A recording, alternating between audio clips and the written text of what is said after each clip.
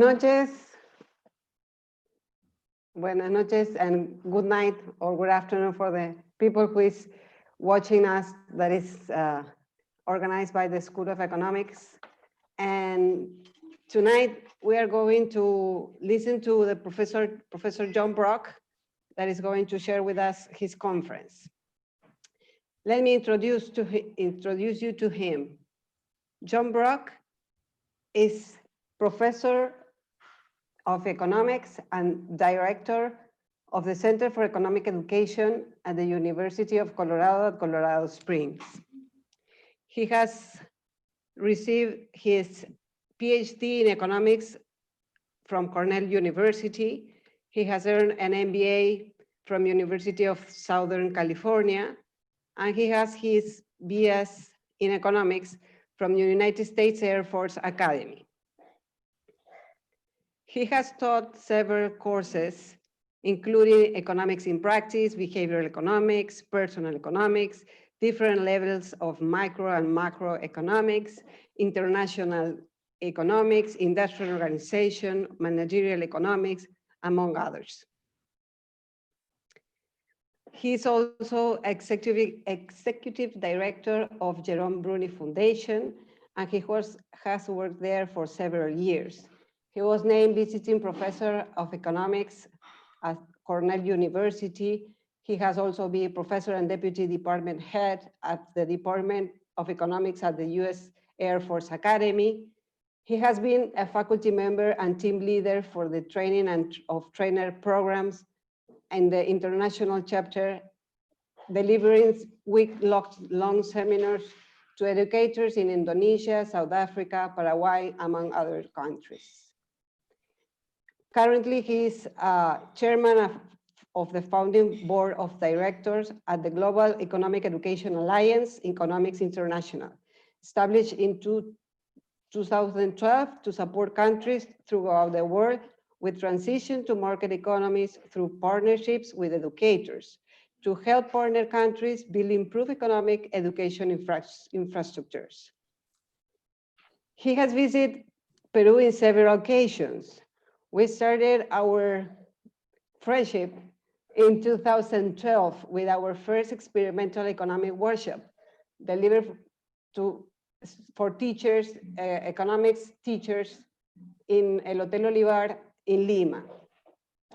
We have another workshop in 2013, another one in 2014, another one in 2015, 2016, and 2017. Because of his teaching performance, he was awarded as visiting professor in 2014, and he was an honorary professor at UPC in 2017. He has always, he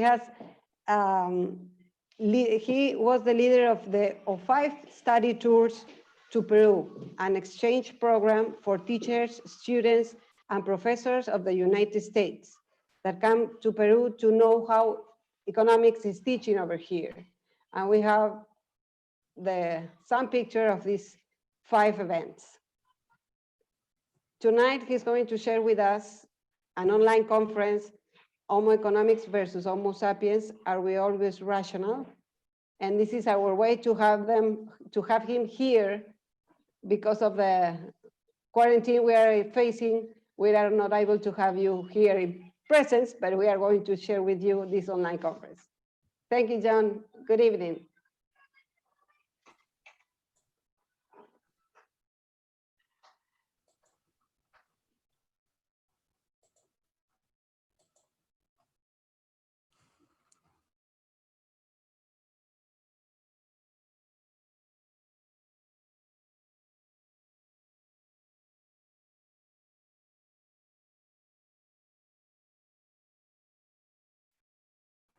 Thank you, Claudia, so much. And I'm so happy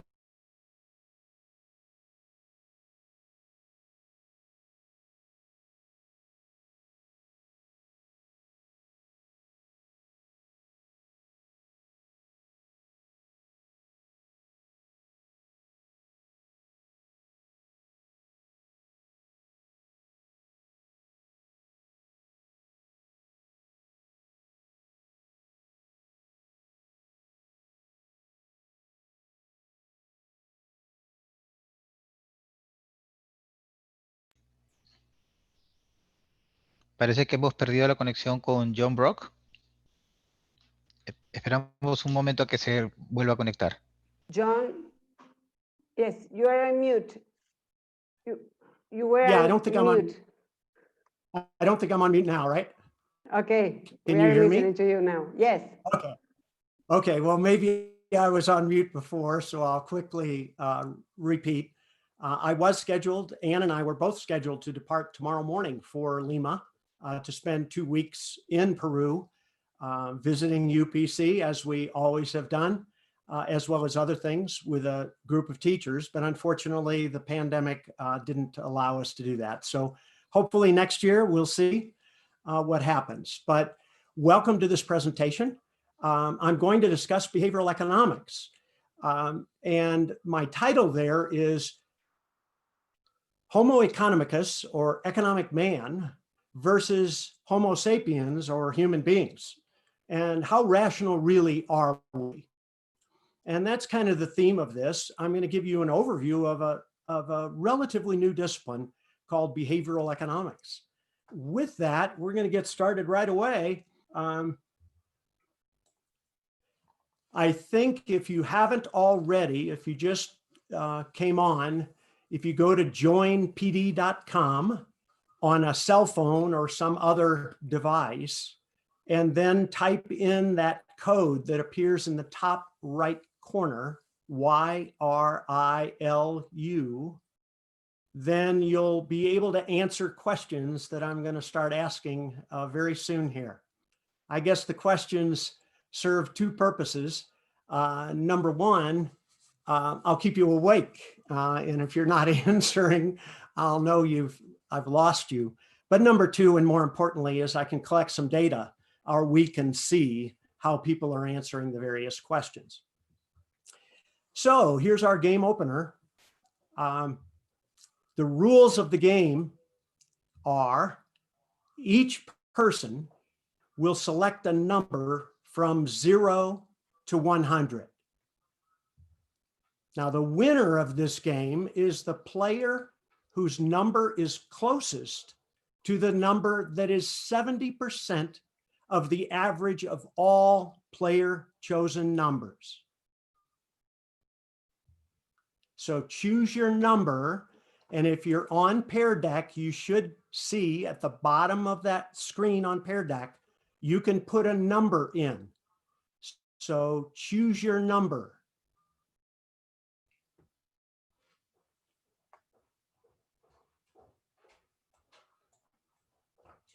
Yeah. Are you sharing screen? I hope so. I'm not seeing it. Are others seeing the screen? I think they are. We are seeing you, not the presentation. Okay, well, we got to work on that then. I'm seeing your responses, so you're all listening to what I had to say, but I got to figure out why you're not seeing my screen. So let me again share.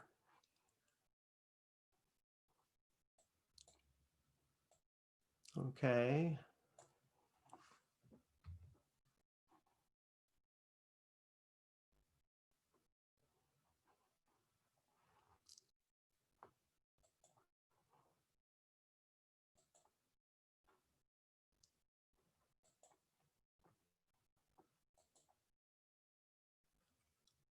Are you seeing my screen yet? Now we can see your screen. Yes. Oh, great. Okay. Sorry about the whatever issue we had. Okay, so we've played the game. I have now lost. I think I'm showing the responses that we got to you. So I got quite a range of guesses there about trying to win the game. And we're going to talk about it. It's hard for me to estimate the average here, but it looks like the average might be less than 50, but somewhere between 35 and 45, I'm guessing, just based on the dots that I'm seeing. So what we want to do is talk about this, but before we talk about this game, I want to just briefly mention that standard economic analysis, the neoclassical model, we say, or the traditional economic model. It's a theory of very rational choice, where economic man acts in a manner that is normatively correct, meaning what should I do to make myself best off? And secondly, descriptively accurate, which means actual behavior is rational as well. So individuals know what they want, and they make choices that allow them to realize their desires. Now that's standard economics. It's not completely true. We know that, right? But the model has proven very useful. It survives because it's a reasonable approximation of reality for a whole lot of problems, where deviations are relatively small and unsystematic, meaning they're not repeated over and over and over again, but somewhat randomly occurring in an unsystematic fashion.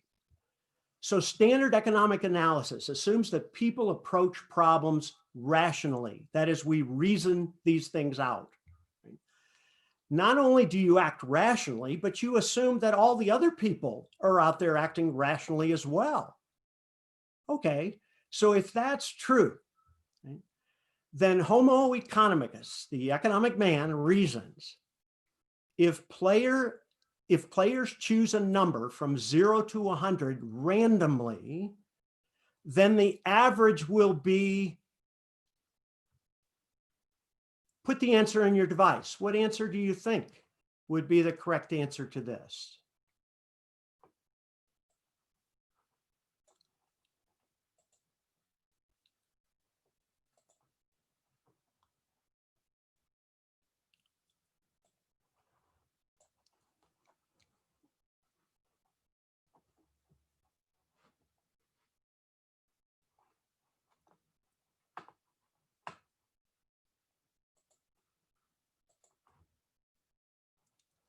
And okay, I'm gonna share the responses with you. I thought it would come up, but it's not.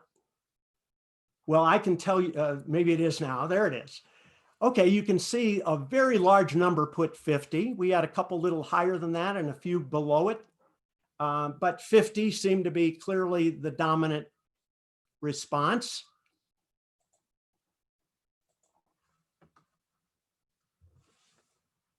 And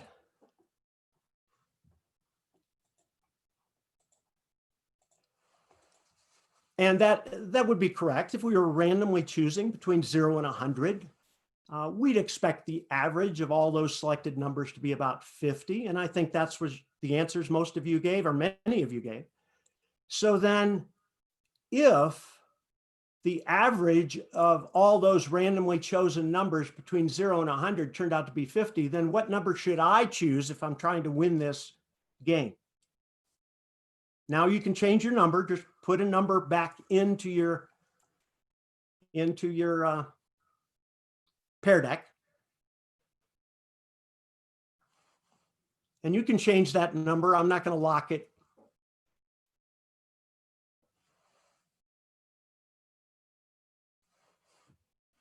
Okay, I'll share that with you so you quickly see. Notice we've moved a bit to the left. We still have numbers up 49 and higher, but most of our numbers appear to be 49 and lower, with quite a bunch, somewhere around 30, 35, somewhere in there.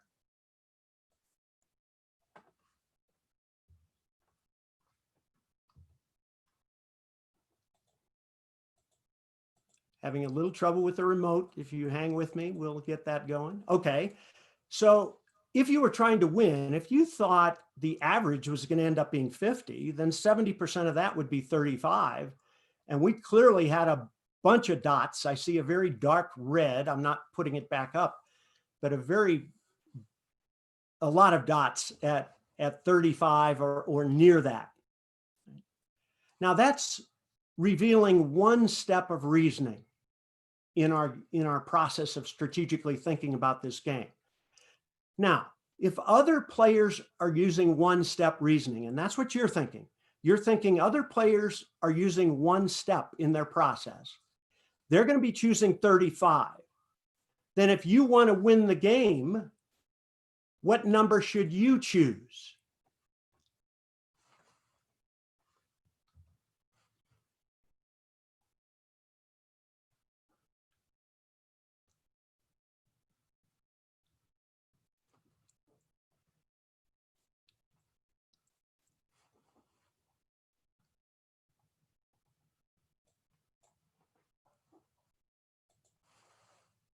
Okay, I see a number of you have guessed in the neighborhood of in the 20s there, and quite a few of you, and that would be correct. I don't know if you can see that on your screen. It looks like mine is blacked out with some of the software menus, but it would be about 70% of 35 would be our best guess. Right? That would be revealing two steps of reasoning in the process. But let's continue. What if other players, what if you think, well, other players are going to be using a two-step reasoning process, so they're going to be choosing 25, then what would my best choice be? And I don't have a pair deck for here because we've gotten the idea. My best choice then would be 70% of 25 if I'm trying to win the game. Right? That would reveal a three-step reasoning process in this game. Now, what about a very large number of iterations? Let's say we just keep going with this process. If we assume people are rational in the sense that they're using a very strategic and correctly analyzed process by which they're figuring out what number to choose, what do you think the best answer to this would be?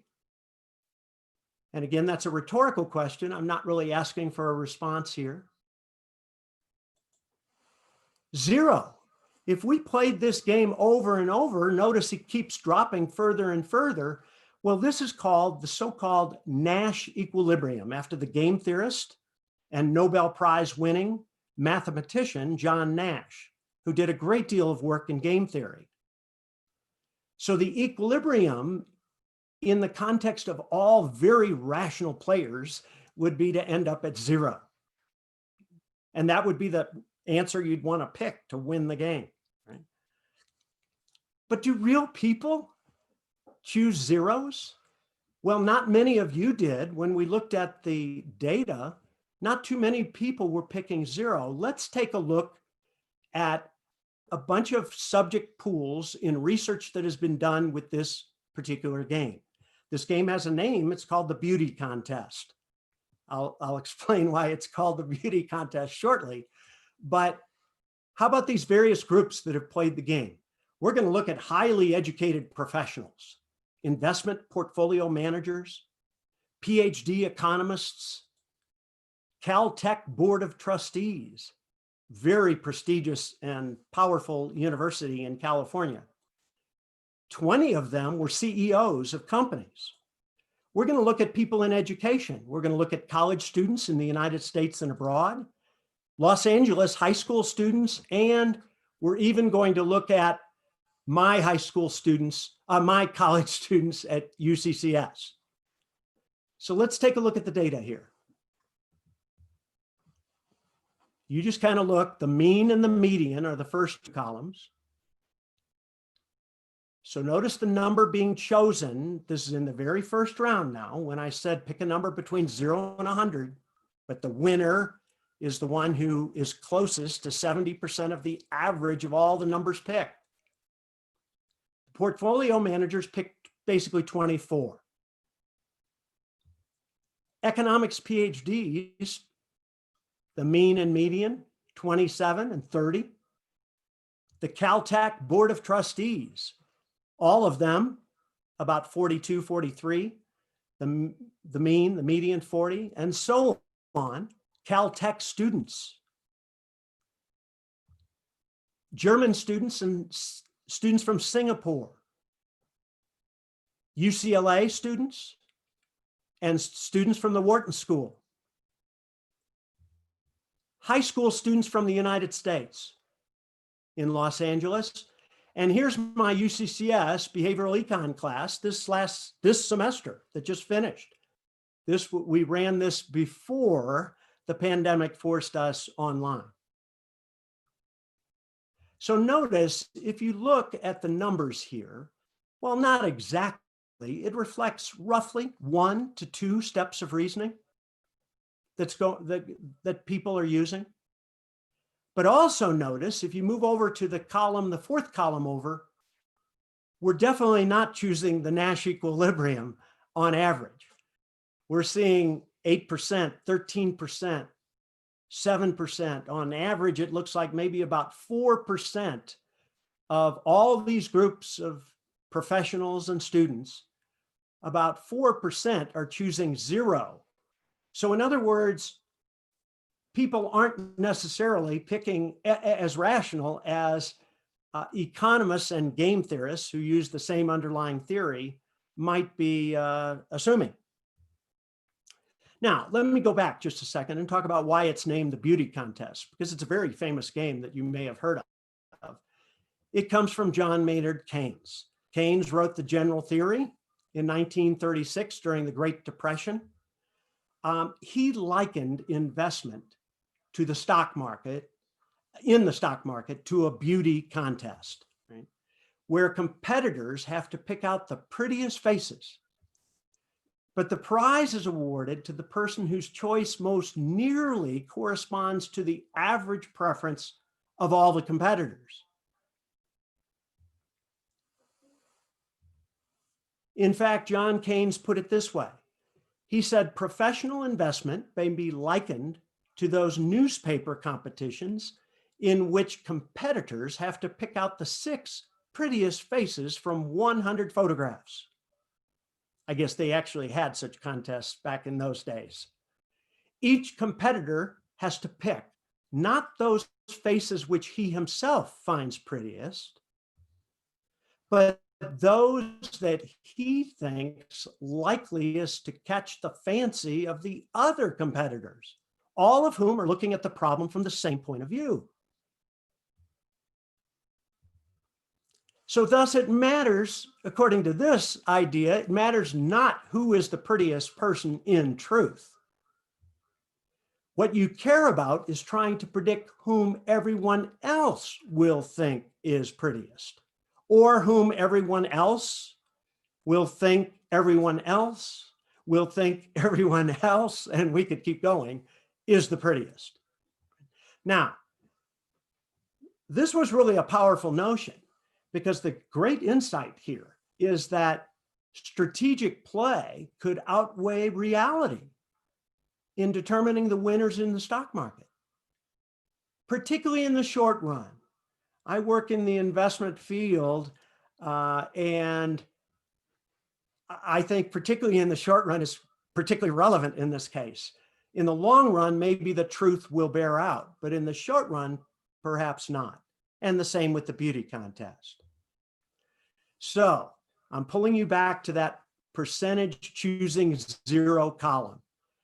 And the question or the statement I wish to make here is, what appears very clear is that real people may not behave in such a rational fashion as is often assumed by mainstream traditional economics. The neoclassical model is also assumed by game theorists. We may not be so clear in our thinking. Well, this idea was introduced years ago in the 1950s by Herbert Simon, who did win a Nobel Prize in economics for his work later in his career. But he talked about what we call bounded rationality. Oh, we're rational, but it's bounded. He says we're incapable of being fully rational. We rarely decide in a neat linear fashion. We search in a haphazard way. We quit when we get close. With our limited time and capacity to weigh all the relevant variables, we become what he called satisficers. We're not maximizers, which is the traditional assumption in the economic models, but we're satisficers, which may be a more appropriate assumption for a behavioral economist or psychologist. We approximate using shortcuts, often called heuristics. So behavioral economics enters the story because humans often fail to behave in a way that allows us to achieve our objectives. Our violations of rationality are often systematic, not unsystematic, not random, but pretty systematic. And that means they're amenable to scientific study. We make predictable mistakes, in other words. And very importantly, and I put stars around it, because this is a good reason to study behavioral economics, and there are many books written with this in mind. For not a college class in behavioral economics, but for the citizen on the street who wants to avoid making mistakes in their own personal lives and also their investment lives. So behavioral economics is what we want to talk about. It has a short history. It's only about 40 years old as a formal discipline. In the very late 1970s, early 1980s, it became an independent subdiscipline of economics. It now is a field offered in all the top economics departments throughout the United States. Published articles in behavioral, published in mainstream economics journals broadly. The leaders in the field, I'll mention two from the psychology end and one from economics, although there are many involved. Daniel Kahneman might be the first name we should mention. Princeton University, now Professor Emeritus, 2002 Nobel Prize in Economics, a psychologist by trade, but really a behavioral economist at this point. His very famous book, now a classic, titled Thinking, Fast and Slow. The fast part is the emotional part of our brain, which is very quick, but not always correct. And the slow part of our brain, which is very cognitive, very thinking, but relatively slow.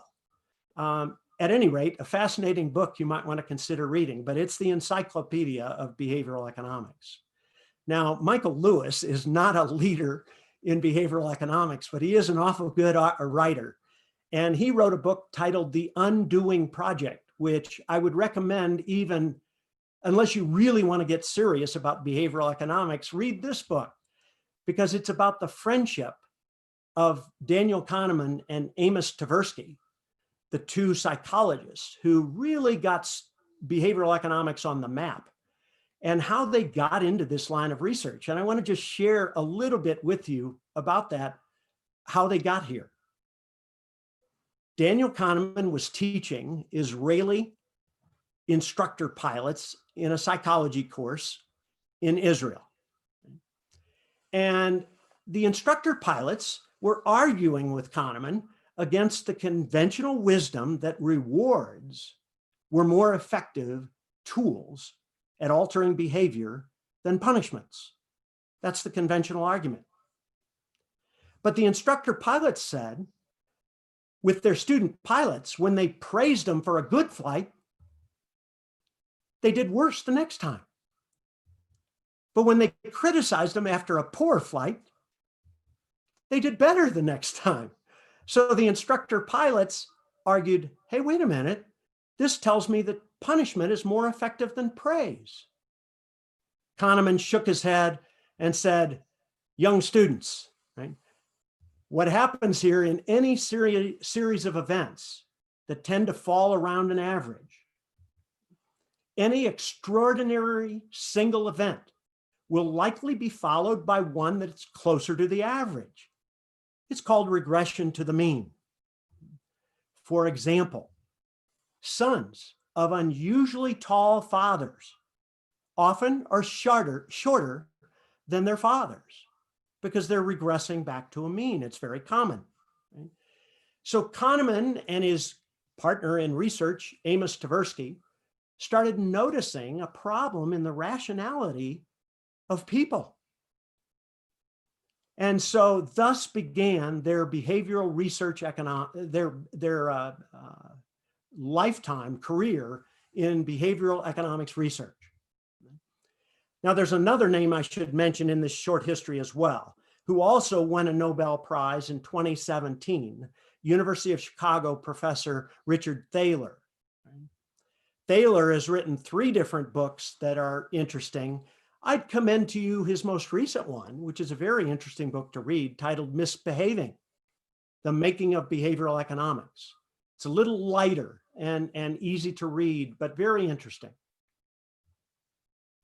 But it has a long past, this field of behavioral economics. While it may not have been a formal discipline back in 260 years ago with Adam Smith, but in the theory of moral sentiments, Adam Smith covered a lot of the concepts that we now talk about in behavioral economics. I'll mention one of those later in the presentation. So behavioral economics, what are they trying to do? Right? They're trying to develop a set of broad behavioral tendencies. Why do they want to do that? Well, economists are in the business of trying to draw general conclusions about how things relate to economic activity. Now, there's benefits and costs with every choice we make. If we're going to reduce all this degree of psychology and economic behavior into some broad behavioral tendencies, the benefit is that we're going to get a better understanding how to set policy and regulatory levers. However, it comes at a cost. Everything has a cost, right? The opportunity cost. There's going to be a loss of some of the rich insights that psychology and that we discover about human behavior. So it's a trade-off. But in economics, we're looking for those broad behavioral tendencies because that can be very useful for economic policy. There have been 3 broad behavioral tendencies that have been identified. Number 1, imperfect optimization. Number 2, bounded self-control. And number 3, non-standard preferences. We're going to talk about 1 and 3. I'll say the only thing I want to say about 2 right now that I won't say any more on is this is our emotional problems. When we say, hey, I plan, my New Year's resolution is to save more money in the new year, but we immediately start spending. So we have a very time inconsistent behavior, which is often driven by the emotional side of our brain. So there are a lot of issues identified under number 2, but I'm going to focus on 1 and 3. Okay, back to our Pear Deck. I got a question for you. It's a question about Maria. Now, Maria is 31 years old, single, outspoken, and very bright. She majored in philosophy.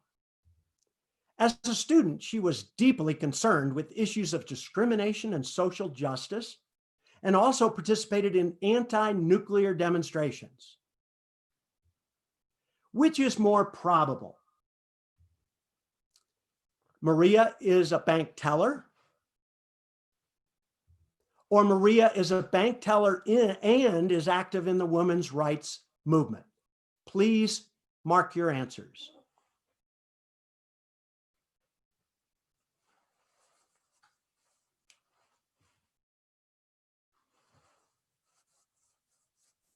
And we'll go another minute or two, another 30 seconds, because you're moving in pretty quick. Okay, we'll probably see more answers come in, but let me just show you what we got so far. Take a look. It's clear, 27-5. Answer B has got to be true. Maybe. Let's keep going.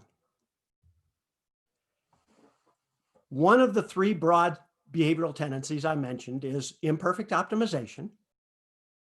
The first area within imperfect optimization, there are a boatload of areas, we're only looking at a small piece here, is referred to as biased reasoning. Our reasoning process is biased. And there are various reasons for this, but one is that we're not very good at probabilities. We make probability reasoning errors. So back to Maria. Back to Maria.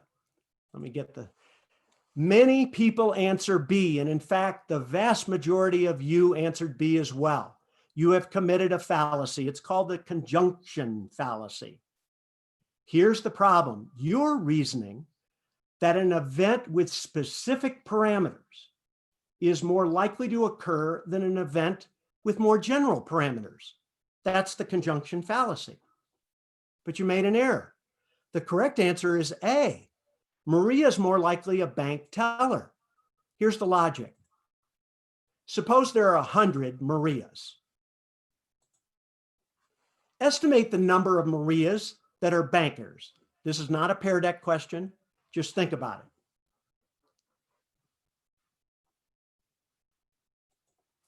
it. Any number less than 100 would be fine with me. Probably all the Marias are not bankers, so some number less than 100. Estimate the number of Marias who are bankers.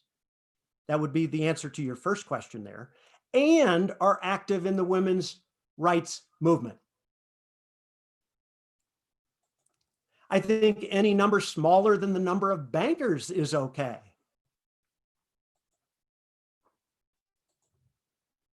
Then the total number, and the reason why, of course, is the total number of women's movement bankers is very likely to be less than the total number of bankers. So notice, if I summarize, the mistake we're making is listed in the first bullet there, but in the red box is the correct way to think about it. An event with specific parameters is less likely to occur than the event with more general parameters. There's another area where we make a probability error. With regard to the pandemic, I won't make a lot of comments with behavioral here, but I'll mention a couple. Here's one. Many people have difficulty with low probability events. Behavioral economists have found this in repeated areas.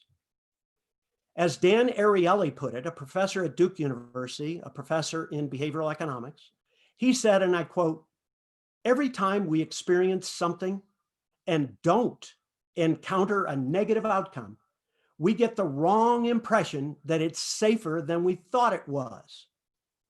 So what happens? We then assume the probability of infection is even lower than it was to start, and we end up lowering it each time that we go out and don't get sick. We end up with a probability in our heads of 0. And that may explain why a lot of people engage in very dangerous behaviors. That would be a behavioral economics thought process involving the pandemic. There's another under biased reasoning. It's known as the availability heuristic, but I'll give you another COVID-19 possibility. It's just a possibility. Behavioral economists don't know for sure, but this could certainly be happening. Right? Our mental picture of a virus is of a relatively low mortality rate of the flu that we get every fall, winter season. Yeah, there's a mortality rate there, but it's relatively low. Right? Certainly compared to COVID-19, it's relatively low. So what's the problem? The problem is we incorrectly conclude that the COVID-19 virus is less dangerous than it really is, because what's available to us, our shortcut heuristic is the flu, because it's a virus. And so we conclude less dangerous than it really is, and our behavior may follow suit. I got another question for you. This is a Pear Deck, and it's a timed question, so get ready. You only have 5 seconds once I finish. A baseball and a bat together cost $11. The bat costs $10 more than the ball. How much does the ball cost? You have 5 seconds. Get your answers in fast.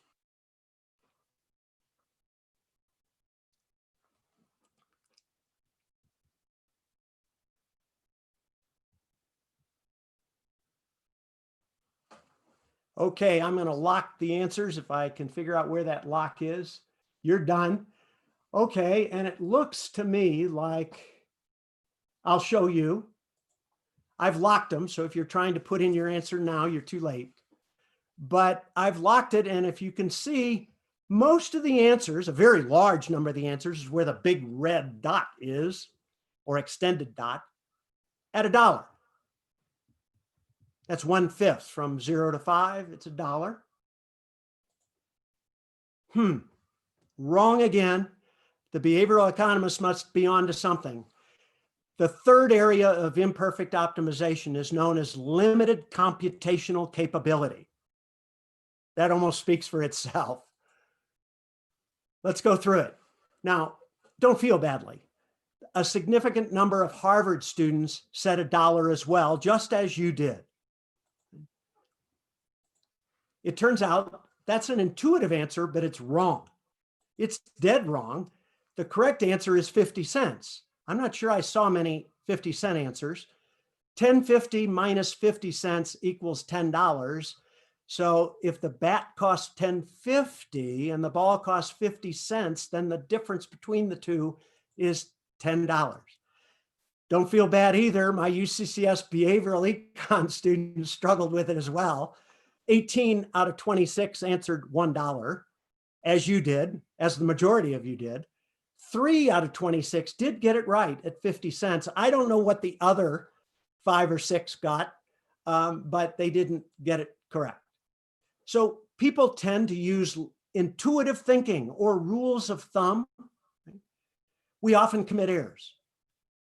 What does that mean? It means we're not fully rational as the standard economic model assumes. We're making mistakes, but they're systematic mistakes. They're not random. We're using heuristics to solve problems and often making errors. Another one, I find this one very interesting, but it's under imperfect optimization. Inconsistent subjective evaluation. It's subjective, number one, so it can be manipulated, and it's inconsistent, number two, which means it doesn't make sense a lot of times. Let me give you an example, particularly interesting. You walk into an ice cream parlor. The waiter says, "We have vanilla and chocolate today." You say, "Okay, I'll take chocolate." The waiter says, "Oh, I almost forgot. We also have strawberry ice cream." You say, "In that case, I'll take vanilla." Really? The strawberry was an irrelevant alternative, irrelevant to your decision. It didn't make any difference because you didn't pick it. But it did make a difference because you changed your choice. It should have been irrelevant. And in fact, standard economics, the mainstream model, makes a key assumption in many models of the independence of irrelevant alternatives. That is, your choice should have been independent of the irrelevant alternative strawberry. Now, another example, which I'm going to use a graph. You know, I'm an economist. I have to put a graph up, so bear with me. But we'll explain it, and we're not going to go in much depth here. But it's an example of this menu dependence, where you get an irrelevant alternative that actually messes with your choice. It's called the decoy effect. A lot of companies use this because it's been very effective. The Economist magazine used it very effectively in altering people's preferences for their magazine and the options available. Let's consider on the axes, take a look, the horizontal axis is speed, vertical axis is safety, and let's say this is an automobile. The competitor automobile is a competitor of your company. And notice the competitor is high in safety and relatively low in speed relative to your target. You're the target automobile. Notice you're relatively low in safety, but high in speed. So you're competing with the competitor. Let's assume at the moment, the customer currently seems to be preferring the competitor car. Now, you don't like that because you don't have sales. Behavioral economists have identified something called the, well, let me put it this way. Companies have figured this out. Behavioral economists come after it and figure out what they're doing, right? Which is usually how economics goes, because companies are very much motivated by making profit. Economists and behavioral economists try to figure out after the fact, what are people doing and why? It's called a decoy.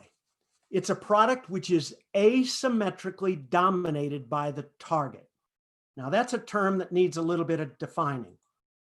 Asymmetric domination. It's not symmetric domination, but asymmetric. The decoy is dominated by the target, but not by any other members in the menu. That is, not dominated by the competitor. So here's your question. Drag the dot that I think you see in the top right somewhere in the diagram to where the decoy should be located if it meets our definitions.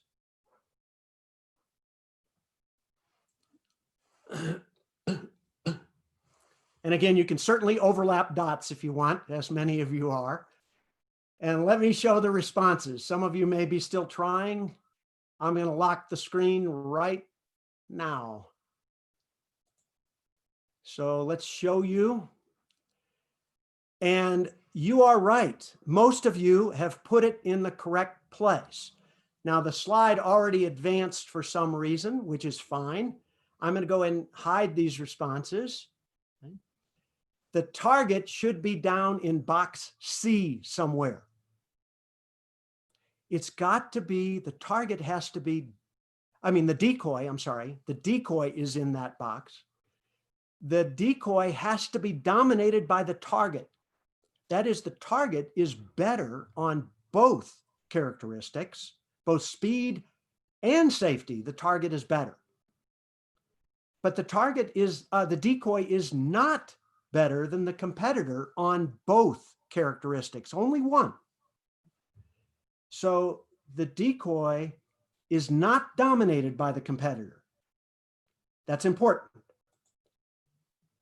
Now, what's the evidence that comes out in study after study by behavioral economists is that the introduction of the decoy causes many people to change their choice away from the competitor toward the target by introducing an irrelevant alternative. The decoy is irrelevant, so to speak, but not so. So we're not being consistent with the standard model. And that's what behavioral economists are trying to predict. So how do they explain that effect? They say that consumers may be looking for a reason to pick one option over the other. The decoy may give the consumer a reason to reject the competitor product and accept the target product. Psychologists and behavioral economists call it reasoned-based choice. Okay, let me drop to the bottom one, and I know I'm going to run over time here, but I'll try to finish up as quickly as possible. I'm getting close. This is non-standard preferences, the third area of broad behavioral tendencies. Imagine the following scenarios. A week ago, you purchased a $60 ticket to attend a concert. Today, upon arriving at the theater, you discover that you've lost the ticket. Question, will you continue your plans to attend the performance? That is, you would buy another ticket. Please answer yes or no on Pear Deck.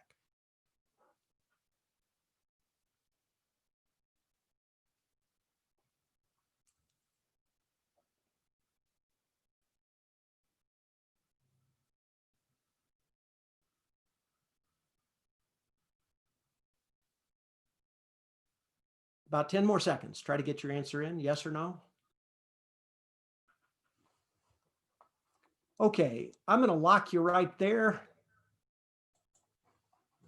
And let's take a look at your answers here. Interesting.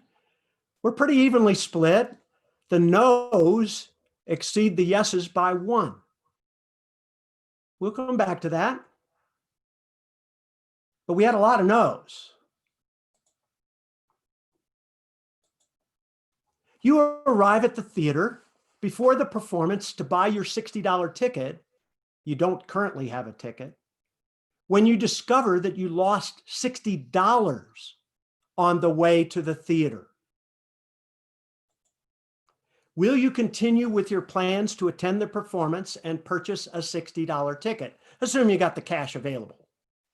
Yes or no? So you can change that answer you had on the previous, for the previous answer.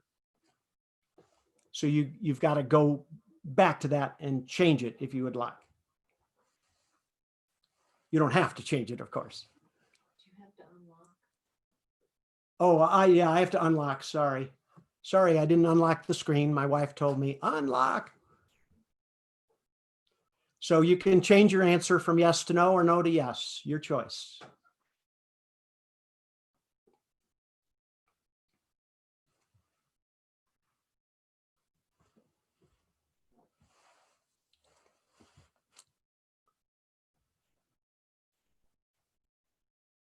Okay, let's take a look at the responses now. A significant number of you have changed your decision. You said, yes, now I'll buy a ticket.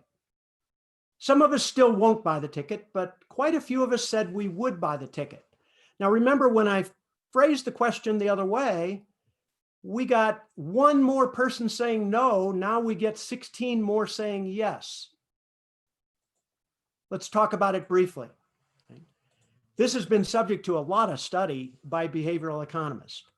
In the lost ticket case, many people do not attend the theater. But in the lost cash case, about 88% in repeated samples do attend the theater.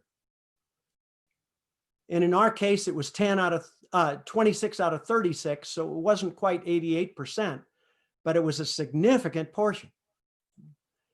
Why the difference? Well, this is where we're going to let some psychologists and economists enter the picture. Now, I've already mentioned the names of all three of these very astute economists and psychologists. Amos Tversky sadly passed away over 20 years ago unexpectedly of a heart attack.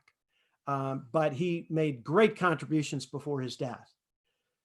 What these researchers, particularly on mental accounting, that was Dick Thaler. He said that people organize spending into separate mental accounts. For example, we have a mental account. It may not be written down now. Food, housing, entertainment, general expenses. When we lost the ticket, says Thaler, to buy another ticket comes out of the entertainment budget, which means the theater cost will now be the original 60 that we lost plus another 60 for 120. Whereas if we lost the $60, it's charged to the general expense. The theater cost is still only $60 when you buy the ticket. So the theater cost hasn't doubled in price, so to speak. Now, are these mental accounts rational from the standpoint of traditional economics? No, they are not, right? Because dollars are fungible or interchangeable in the standard economic model. And technically they should be. But in our minds, we have these behavioral mental accounts. So if the following two events occurred simultaneously, so two things happened to you simultaneously, would you feel happier or better off or whatever? Event A, you receive an unexpected gift of $100. And event B, you receive an $80 bill from the city for repair of a broken water line on your property. Answer yes or no. Would you feel better or not?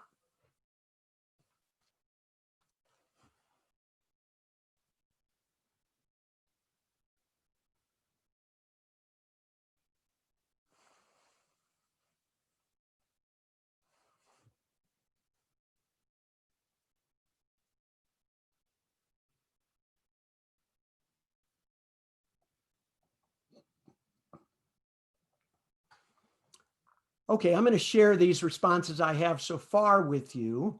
You can keep entering if you'd like, but you're not so, in this case, the behavioral economists failed. They didn't predict so well. We had a fair number of no's. We were up to 10, I think. It's dropped down to 7, then it's back up to 8. But we have clearly more yeses than no's here. The behavioral economists often see more no's arising than you've shown. Now we need to explain why that might be true. The rational choice model says you should regard these two events as a good thing overall. You're $20 better off. And for 27 of you, that's what you said. But for 8 of you, you said, no, I'm not better off. How were you thinking? In actual behavior, surveys often show that given a choice, people refuse to accept pairs of events that would increase their overall wealth. And the theory associated with this is called prospect theory, which was developed by Kahneman and Tversky.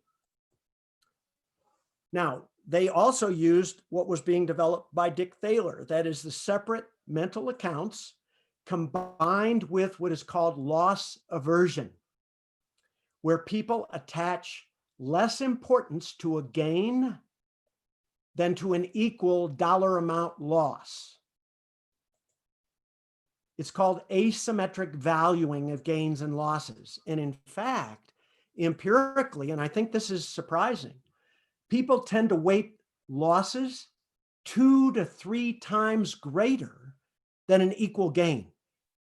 So a loss may feel a loss of $10 may feel 2 to 3 times worse to you than a gain of $10. That may have been true for some of us when we just answered that earlier question. I mentioned Adam Smith being the first behavioral economist. Well, he said in 1759, pain is in almost all cases a more pungent or distasteful sensation than the opposite and correspondent pleasure. The one almost always depresses us much more below the ordinary than the other ever raises us. So Adam Smith was identifying loss aversion 260 years ago. I got another graph for you, but this isn't an economics graph. This is a psychologist's graph. This was the original graph created by Kahneman and Tversky in the paper they published in Econometrica, an economics journal, back in 1979. I'm going to draw it just like they drew it, only they did it by hand, actually, not by computer. But what do we have? On the horizontal, moving to the right, we see gains. So those are dollar gains. You're better off financially. To the left, worse off. On the vertical axis, we're measuring the value you attach to it, kind of like a utility value or a satisfaction value. Going up, better off. Going down, worse off. Now, this is called the asymmetric value function that Kahneman and Tversky drew. They drew it very much like this. On the gains side, it was rising, but at a diminishing rate. On the loss side, they drew it this way. Okay. It was very steep at the beginning, then got shallower and shallower as the losses got bigger and bigger.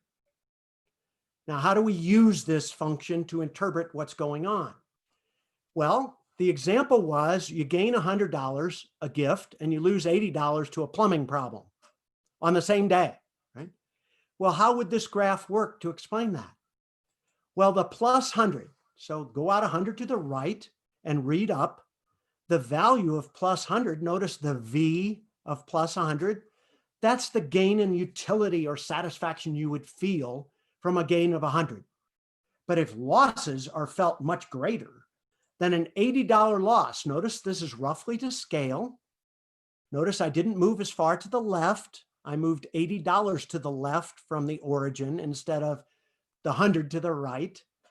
But then go straight down and you get the loss, the value loss of minus $80 is huge compared to the value of plus 100. So when you put them together, sum both of those value differences, those values up, the negative exceeds the positive and you're actually feeling worse off.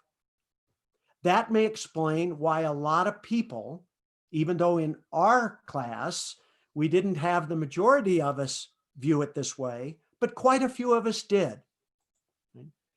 2 survey questions. Last thing before we get to the end here. Which of the following 2 persons do you think would be happier? A, you're given 2 lottery tickets. One of those tickets wins 50 bucks. The other wins 25. B, you're given 1 lottery ticket, which wins $75. The third answer is you're equally happy for the both. Answer on your device.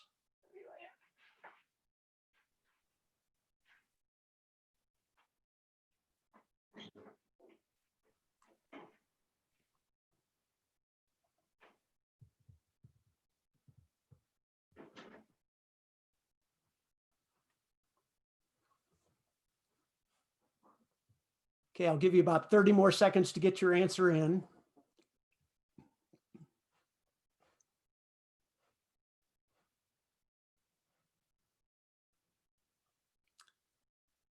Okay, we got some data we can look at. If you haven't answered it yet, don't worry. But let's take a look at the answers we got, and they can continue to change. I'm not locking it. Notice answer A seemed to dominate here. Llamar a Flor. And so Llamando a Flor. Móvil. let's hide the responses. I got one more question for you here. Which of the following 2 persons do you think would feel worse or feel sadder? Right? A gets 1 letter from a tax authority, say he owes $150. B gets 2 letters from the tax authority. One says he owes 100. B, the second letter says he owes 50, another 50. Both are equally sad. Answer on your device. Who's going to feel worse?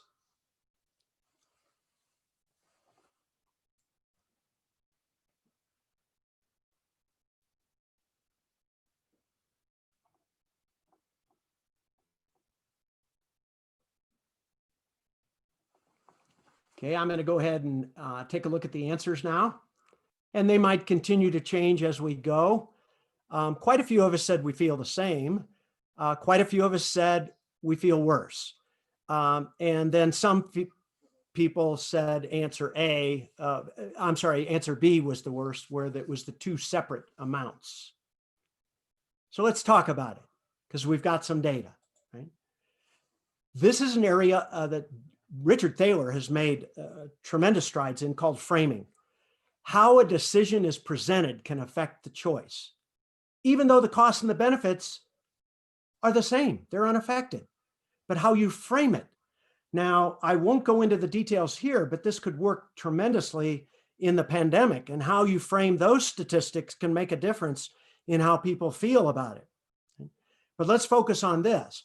We can reframe things to get people to change how they react to something. Framing application 1 is, let's decompose 1 large gain into 2 or more smaller gains. How did my UCCS behavioral econ students respond to these questions? I'll give you 4 different classes when I taught it over these years. The vast majority said they're going to feel better if they get 2 lottery tickets adding up to $75 rather than 1 adding up to $75.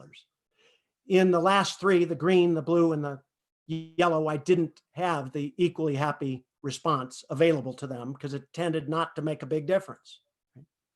So what would it look like? If I split, let's use the Kahneman and Tversky model.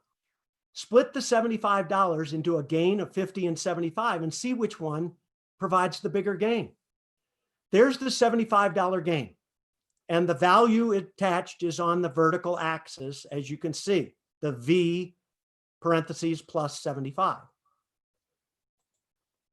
There's, drawn to scale, is plus $50 on the horizontal axis, but the value you attach to that $50 is shown on the vertical axis. Now let's add the 25 in. Clearly, when you add the two yellow values, they exceed the one green value. Splitting in two tends to be a pretty good way to frame it, right? Well, marketing people know how to work this, right?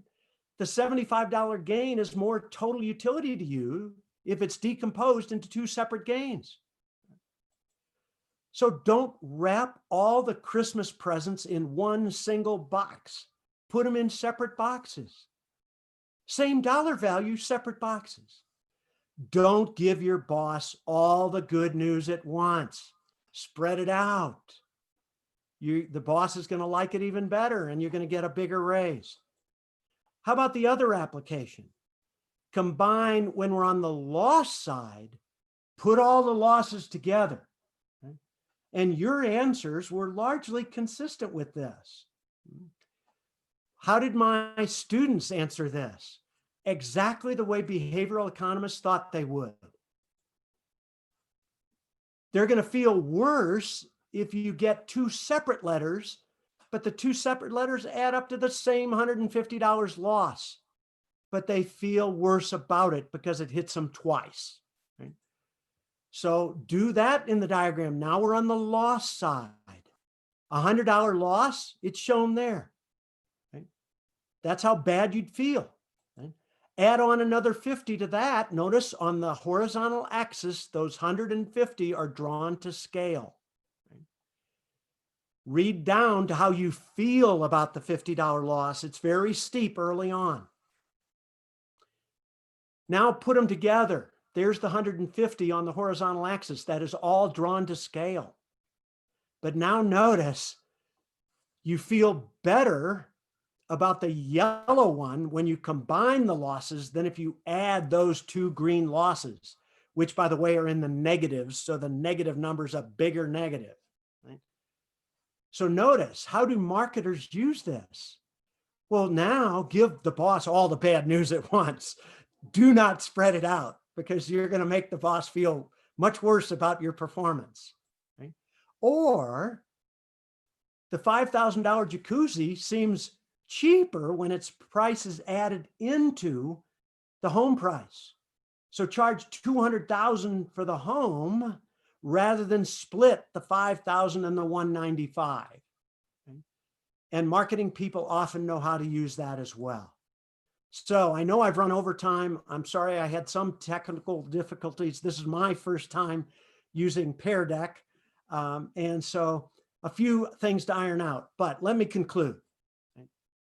The neoclassical model, I've been critical of the standard economic model. I'm a mainstream economist myself, right? Let me conclude by saying it continues to make and has made tremendous advances in explaining human behavior in many, many areas. However, there are deviations. Once we called these deviations anomalies, as if they were one time, didn't work, but now we don't even use the term anomalies anymore because they're more systematic. We conclude that Homo economicus does not always accurately reflect the behavior of Homo sapiens or human beings.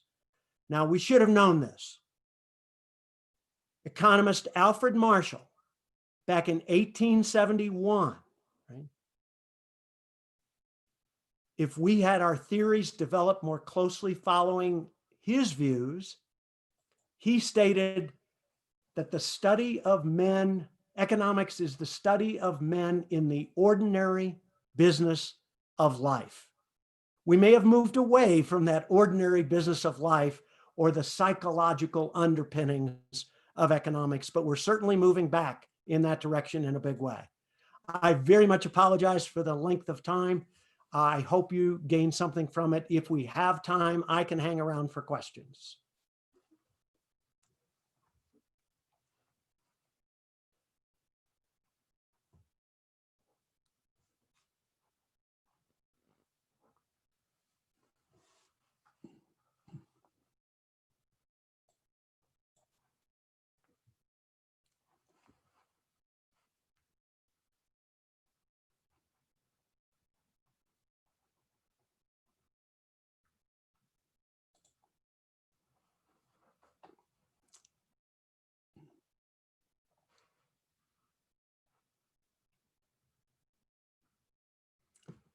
anything that anyone wants to ask. It may be too late to ask questions, but I'm going to look at this chat. It's all in Spanish other than one that says very interesting. So anything I can answer. Do you have to unmute, Claudia?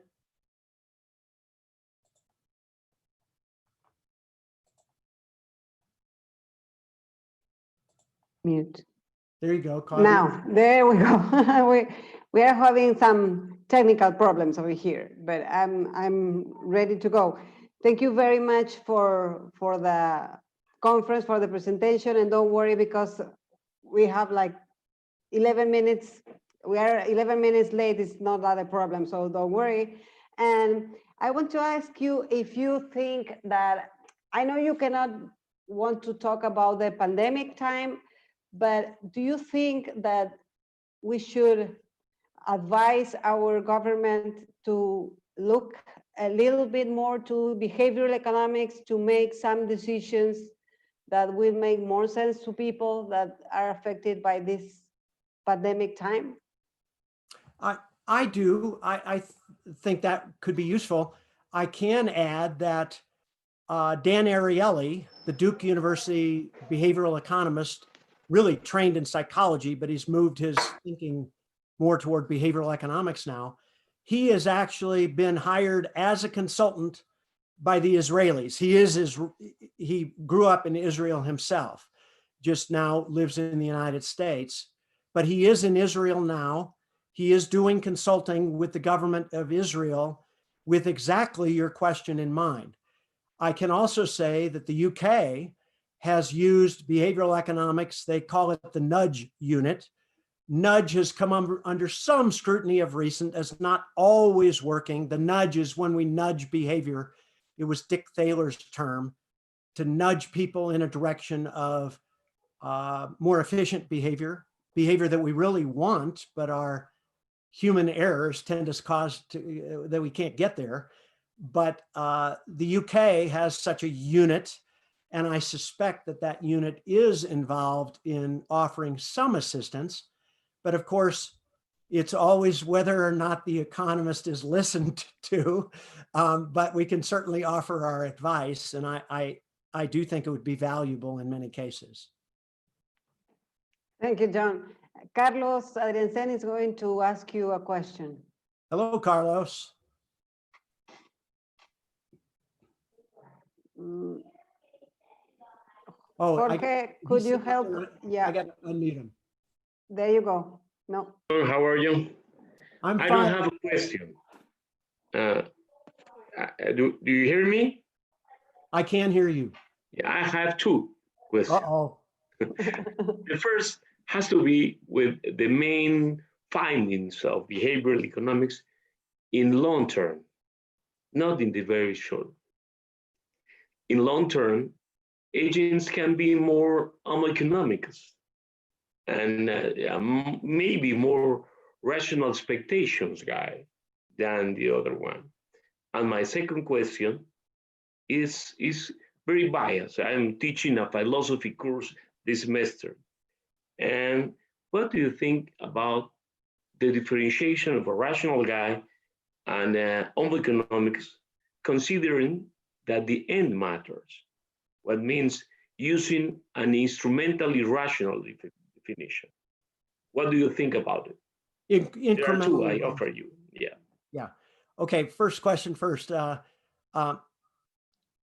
I do, and mentioned once, alluding to it, with regard to the beauty contest, that I certainly think our irrational behavior can be corrected over the long term, and probably often is, in which case the behavioral economics model could be most apropos or most applicable for addressing short-run errors we may make, and that long-term we may correct those. And of course, I alluded to that comment with regard to the stock market, because I think clearly I'm not an efficient markets hypothesis believer if by efficient markets it's meant that the market is always rational and efficient, because clearly I think the bubbles and the daily moves up and down of the stock market indicate that it's responding more to irrationality than rational underlying reasons. However, for the same reason that I think the stock market moves to a more rational, or if it's in the context of the beauty contest, to discovering the real truth over the long run, I agree. I think that is true. In terms of the second one, incrementally, I think if I understood your question correctly, incrementally. Sorry. Incremental Instrumentally, rational. I'm sorry. Go ahead. Yeah. For some philosophers, the homoeconomics, game theory, rationality is very weak, and they prefer to use the end instrumentally rational. What means in the human decisions making, the ends matter a lot, and it enriches very powerful your own definition of, or even a choice between homoeconomics or not, or a sensible guy like Claudia, let's say. Yeah, that's a tough question for me to address. I haven't read a whole lot of that literature, although I did encounter some of that from philosophers when I was reading about neuroeconomics and the mind and aspects related to the mind and the stories related to which if you're teaching philosophy would probably be common to you, that walking over the bridge and philosophical dilemmas we face in pushing someone off versus pushing a button and all that. However, having said that, I've demonstrated how little I know about how to address your question, but I think it is I think the question's great. I just don't have a lot to add to it. I think. Sorry, Carlos. You've stumped me before, so I don't feel badly admitting my being stumped. Oh, you're muted again, Claudia. Okay. Yes, that's normal. Jorge is a very tough guy. There you go. I think you're on. No, it's John who is unmuting me. No, I have another question from Manuel Gutierrez. He's asking, the intuition answers are less accurate, but are they worse? What happens when getting a rational answer has a high cost in time or other resources? Yeah. The questions, I think I understand the question, and I think it's a good one. As I present that, I think of that, oh, there's going to be a question here, because a lot of the questions that I used and that behavioral economists and psychologists have used in this area are rather simple. For example, the bat and the baseball. That's a relatively simple question, as are the others. The Maria question is a little less simple in the sense that it takes a way of thinking about it, but certainly the computational difficulty of the bat and ball question, and I rushed you. I said, you have 5 seconds, get your answer down. In the real world, we have more time, but the problems we face are substantially more complicated. So we up both the difficulty of the problem as well as the amount of time and resources we have to devote to it. But we still face scarce resources because it's going to take many, many more resources to handle a very, very difficult problem. And we may very well, I mean, I think the argument would be, we very likely may still opt for some heuristic, some shortcut that allows us to get to an answer without overspending our budget or spending too much time if it's a time constraint. So I think the behavioral economist would argue, and by the way, I'm not a behavioral economist. I teach it, but we don't have any behavioral economists in our department. So it's a pickup discipline for me. Our department felt it important enough that we needed to at least expose our students to another way of thinking about some of these issues. So I started reading about it and thought, okay, I can teach this. Even though I don't know, I'm not familiar with all the literature in this area as it's vast. But what to bend away a little bit from the question that was asked, to elaborate a little further on teaching it, what I have found and what I've tried to do in the classroom and the approach I've taken to the behavioral economics course is I have the students first understand the traditional model. So when we talk about indifference curves and budget lines and that, they've got to understand what rational choice is all about before I think they can understand the less rational choice. I could call it irrational, I guess, but be a little kinder. The less rational, or the violations of the axioms of consumer theory. You can't jump, in my view, you can't jump into that without teaching, reviewing in many cases, reviewing the standard model. So I find it a great opportunity to improve the depth of their understanding of the standard model, while you at the same time, or following understanding the standard model, they begin to understand what the behavioral aspects are, the behavioral models as well. So I kind of threw another question in there at the same time, but sorry. It happens. Another question. Do you think that the emergency importance and relevance of artificial intelligence in decision-making will reduce the impact of heuristic and bias in economic decision-making? Whoa. Also a very good question. I think it's got the potential to reduce some of the bias and some of the mistakes. Certainly the potential is there. The question, I don't understand it well enough to know where we're going to end up, but I certainly think that the potential is there to reduce some of the bias and errors that we make in our decision making. Yes, I believe that it's capable of doing that.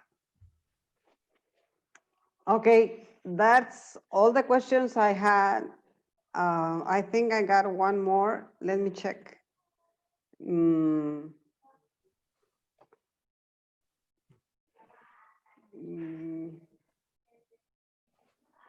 Okay, I don't have any other questions. So, John, thank you very much for your time. Thank you for sharing your knowledge with us. And thank you for being here online, but we are still waiting for you to visit Peru anytime soon. Well, Claudia and Carlos and all the others at UPC, and for all my friends in the States and Colorado and other states who are watching, I wish to express my thanks to UPC for all the great work you do. I know how much work it's been to put this program together, not me, but all the others you're doing. And I think it's terrific work.